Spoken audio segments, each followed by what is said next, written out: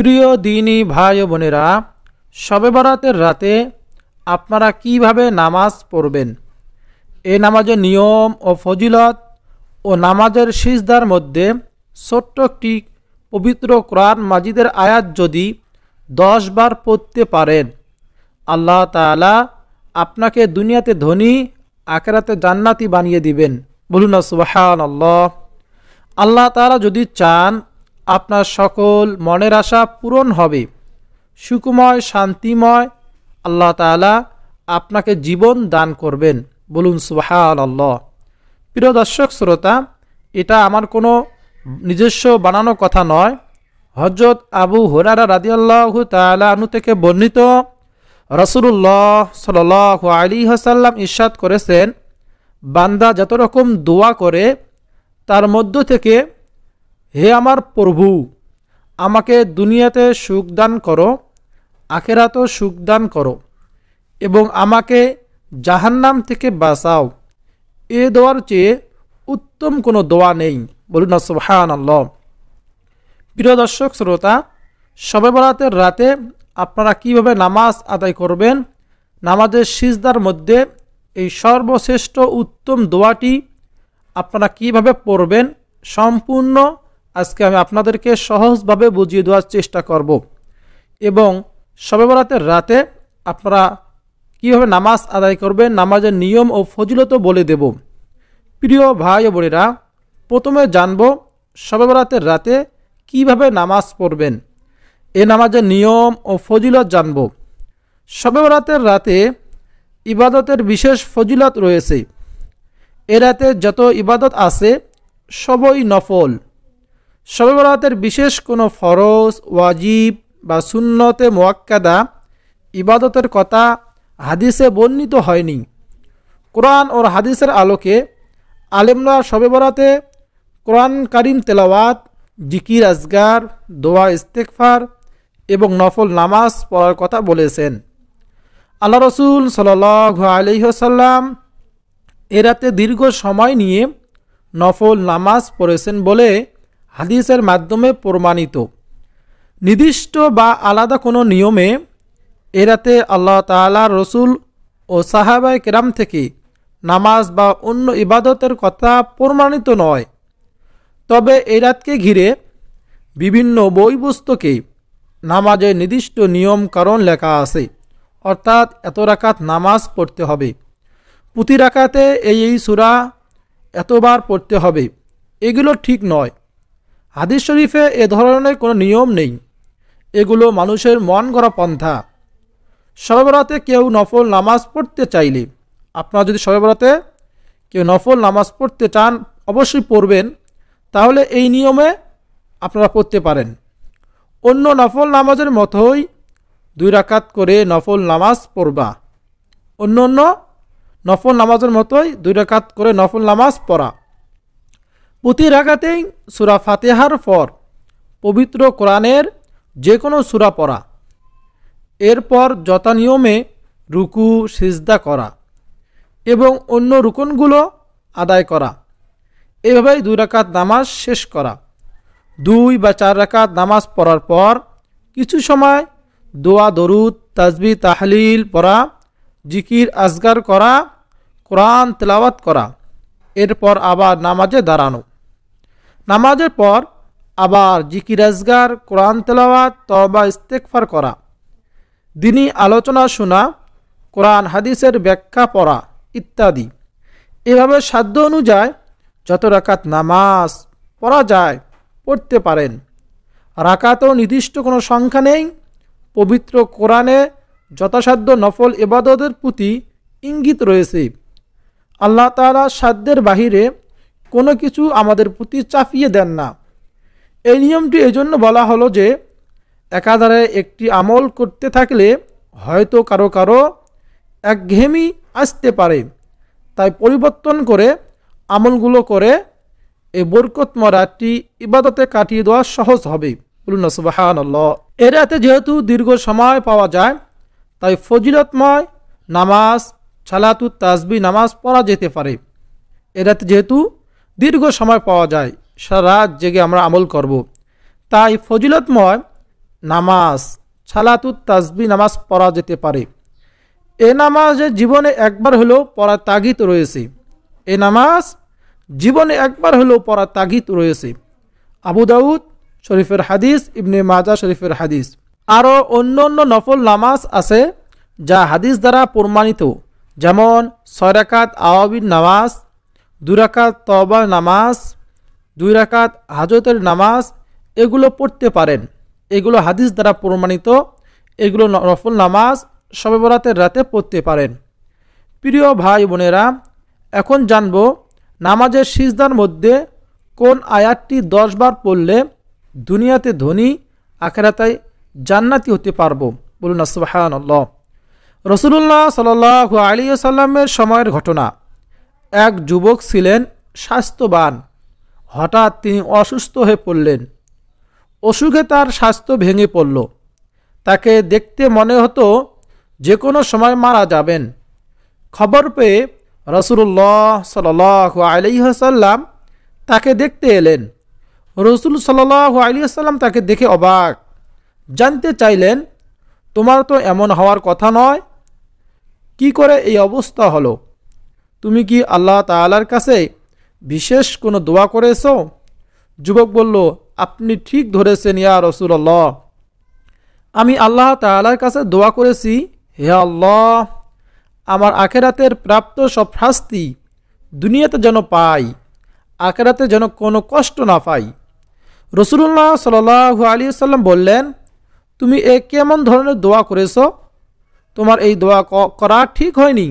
তোমার এই দোয়া করা ঠিক হয়নি, কারণ আখিরাতের শাস্তি দুনিয়ায় ভোগ করার সাধ্য কোনো মানুষেরই নেই। তুমি কেন সহজ দোয়া করছো না?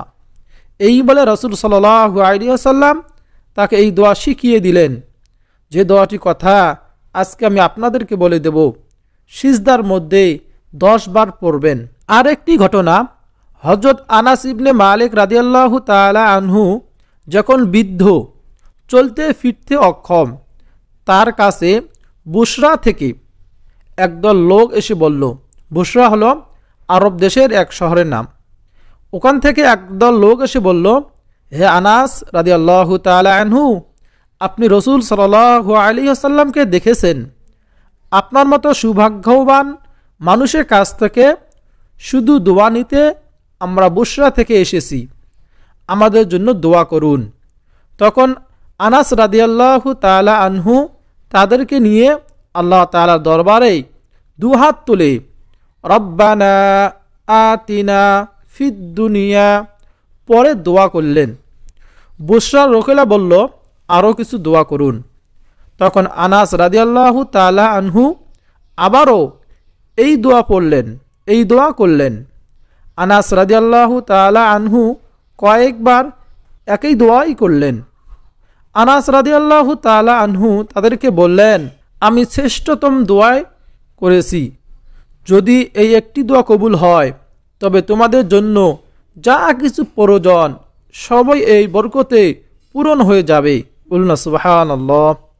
এই দোয়াটি আজকে আপনাদেরকে আমি শিখিয়ে দেব। তো আমলটি করতে হবে, যে কোনো নফল নামাজে সিজদার মধ্যে পড়তে হবে 10 বার। সবচেয়ে ভালো হয় তাহাজ্জুদের নামাজের সিজদার মধ্যে 10 বার যদি পড়তে পারেন।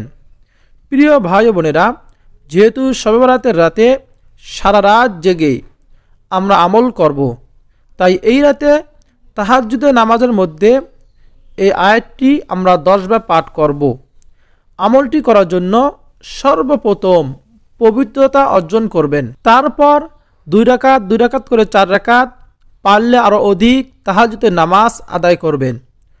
প্রত্যেক সিজদার তাসবিহ পড়ার পর এই দোয়াটি 10 বার করে পাঠ করবেন। দোয়াটি হলো, রব্বানা আতিনা ফিদ দুনিয়া হাসানাতাও ওয়া ফিল আখিরাতি হাসানা ওয়া কিনা আযাবান নার। আপনারা দেখে দেখে পড়তে পারেন অথবা স্ক্রিনশট দিয়ে রাখতে পারেন, এই মুখস্থ করে নেবেন। রব্বানা আতিনা ফিদ দুনিয়া হাসানাতাও ওয়া ফিল আখিরাতি হাসানা ওয়াকিনা আযাবান্নার। সূরা বাকারা আয়াত 201। এর অর্থ হচ্ছে, হে আমার প্রতিপালক, আমাদেরকে ইহকালে কল্যাণ দাও ও পরকালে কল্যাণ দাও এবং আমাদেরকে অগ্নি যন্ত্রণা থেকে রক্ষা করো। অর্থাৎ আমাদেরকে দুনিয়াতে কল্যাণ দাও, আখিরাতে কল্যাণ দাও, কিয়ামতের দিন জাহান্নামে আগুন থেকে আমাদেরকে হেফাজত করো। বলুন না সুবহানাল্লাহ। আমি শুরুতে বলেছি রাসূল সাল্লাল্লাহু আলাইহি ওয়াসাল্লাম বলেছেন শ্রেষ্ঠ দোয়া এই দোয়াটি। এই জন্য আমরা নামাজের সিজদার মধ্যে এই দোয়াটি পাঠ করব। প্রিয় দর্শক শ্রোতা, আমরা জানি দুহাত তোলে মোনাজাত করতে হয়, আল্লাহ তাআলার কাছে দোয়া করতে হয়, কিন্তু নামাজের সিজদাতেও আল্লাহ তাআলার কাছে দোয়া করা যায়। নামাজের সিজদার মধ্যে সিজদা তাসবিহ পড়ার পর আমরা এই দোয়াটি পাঠ করব। নামাজের সিজদায় এরকম হাদিসে আছে, বান্দা যখন নামাজের সিজদায় যায় আল্লাহ তাআলার সবচেয়ে নিকটবর্তী কাছাকাছি চলে যায়। এজন্য এই সময় আমরা আল্লাহ তাআলার কাছে দোয়া করব। প্রিয় দর্শক শ্রোতা, নামাজ শেষ করে কয়েকবার আস্তাগফিরুল্লাহ আস্তাগফিরুল্লাহ পাঠ করবেন। দরুদ শরীফ পাঠ করে আপনারা দরুদ ইব্রাহিম পাঠ করতে পারেন অথবা ছোট দরুদ সাল্লাল্লাহু আলাইহি ওয়াসাল্লাম পড়তে পারেন। পাঠ করে দুহাত তুলে আল্লাহ তাআলার কাছে চোখের পানি ছেড়ে দিয়ে যা চাইবেন আল্লাহ তাআলা আপনার সকল বৈধ চাওয়া পাওয়াগুলো পূরণ করে দিবেন। আপনি আল্লাহ তাআলার কাছে গুনাহ ক্ষমা চাইবেন, গুনাহ মাফ পাবেন। আল্লাহ তাআলার কাছে আপনার যা যা সমস্যা, রিজিক, রোগ মুক্তি, ঋণ মুক্তি যা চাইবেন আল্লাহ তাআলা তাই আপনাকে আপনার দোয়াগুলো কবুল করবেন।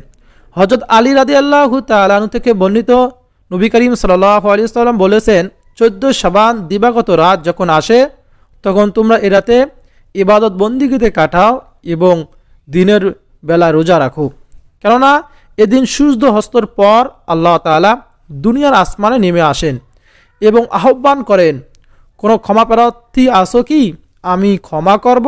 কোনো রিজিক প্রার্থী আসো কি, আমি রিজিক দেব? আসো কি কোনো বিপদগ্রস্ত, আমি উদ্ধার করব? এভাবে ভোর পর্যন্ত আল্লাহ তাআলা মানুষের বিভিন্ন প্রয়োজনের কথা উল্লেখ করে আহ্বান করতে থাকেন। ইবনে মাজাহ শরীফের হাদিস 1384। প্রিয় দর্শক শ্রোতা, আল্লাহ তাআলা তাই কবুল করবেন, সকল গুনাহ ক্ষমা করবেন ইনশাআল্লাহ। যেহেতু আল্লাহ তাআলা আহ্বান করতে থাকেন এই রাত্রিতে দুনিয়ার আসমানে নেমে আসেন, আমরা নামাজের সিজদার মধ্যে দুনিয়াতে কল্যাণ চাবো, আখিরাতে কল্যাণ চাবো এবং জাহান্নাম থেকে মুক্তি চাবো। নিজের গুনাহ কথা স্মরণ করে, নিজের জীবনের সকল গুনাহ কথা স্মরণ করে এই গুনাহ থেকে ফিরে আসার সিদ্ধান্ত নিয়ে আমরা আর গুনাহ করব না, তওবা করে আল্লাহর কাছে দোয়া করব।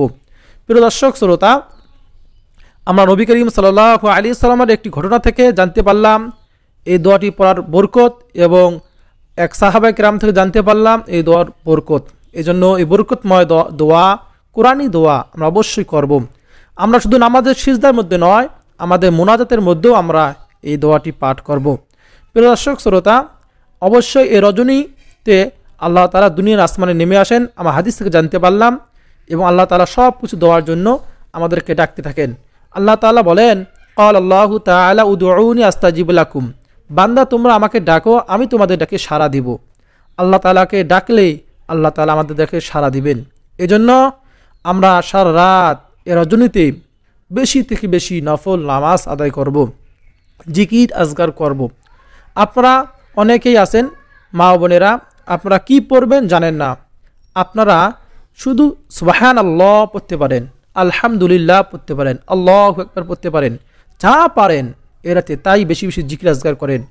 আপনারা অন্য অন্য নফল নামাজের নিয়মে নতুন করে কোনো নিয়ম শিখতে হবে না, নফল নামাজ আদায় করেন।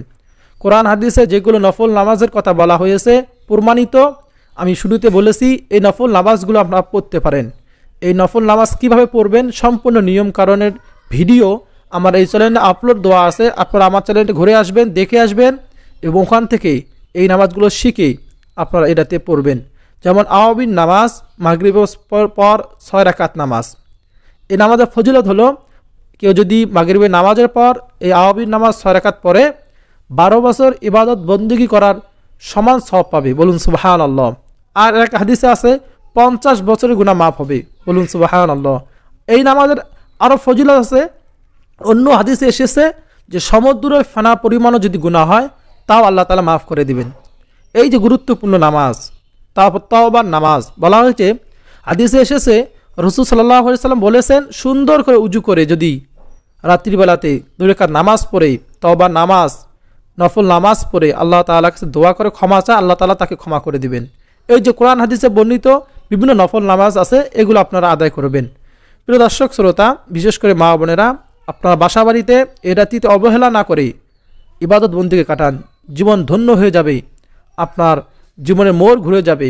আপনার যা যা সমস্যা আল্লাহ তাআলা চাইবেন, এটা আমাদের জন্য সুবর্ণ সুযোগ দোয়া কবুল হওয়ার, আল্লাহ তাআলার কাছে চেয়ে নেওয়ার জন্য। আর বেশি দিন বাকি নেই, আগামী শুক্রবার পবিত্র শবে বরাত। এই বরাতে আমরা আল্লাহ তাআলার কাছে বেশিতে বেশি ইবাদত বন্দেগী করব। আমরা এখন থেকে প্রস্তুতি নেব, এখন থেকে আমলগুলো করা শুরু করে দেব, তাহলে আমাদের জন্য সহজ হবে। 5 ওয়াক্ত নামাজ পড়ব, বেশি বেশি জিকির আজগার করব। আল্লাহ তাআলা আমাদের সবাইকে শবে বরাতের রাতে বেশি থেকে বেশি ইবাদত বন্দেগীর মাধ্যমে এই রাতটিকে অতিবাহিত করার তৌফিক দান করুক, আমিন। প্রিয় দর্শক শ্রোতা, এই ভিডিওটাকে লাইক দিয়ে কমেন্টে আমিন লিখে আপনি দোয়াতে শরীক থাকবেন, কেননা কখন কার আমিন, কখন কার দোয়া আল্লাহ তাআলা কবুল করেন আমরা কেউ জানি না। প্রিয় দর্শক শ্রোতা, ভিডিওটি প্রচারের স্বার্থে লাইক করবেন, কমেন্ট করবেন, শেয়ার করবেন। আপনার একটি লাইক, কমেন্ট, শেয়ারের মাধ্যমে যদি ভিডিওটি ছড়িয়ে যায়, যারা দেখবে, আমল করবে, আপনিও এই সবের অংশীদার হতে পারবেন, আপনার মাধ্যমে যদি কেউ এই আমলটি শিখতে পারে। প্রিয় দর্শক, আজকে এই পর্যন্ত, দেখা হবে পরবর্তী কোনো ভিডিওতে। আপনাদের সকলে সুস্বাস্থ্য কামনা করে বিদায় নিচ্ছি। আসসালামু আলাইকুম ওয়া রাহমাতুল্লাহি ওয়া বারাকাতুহু।